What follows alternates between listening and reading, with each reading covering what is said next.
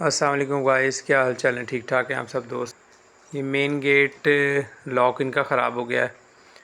Lock हम उतार के ना इनका लॉक चेंज करने लगे हैं। ठीक है, ये देख सकते हैं आप। पहले इसको उतारा गया है, उसके बाद अब इसको इंस्टॉल करने लगे हैं।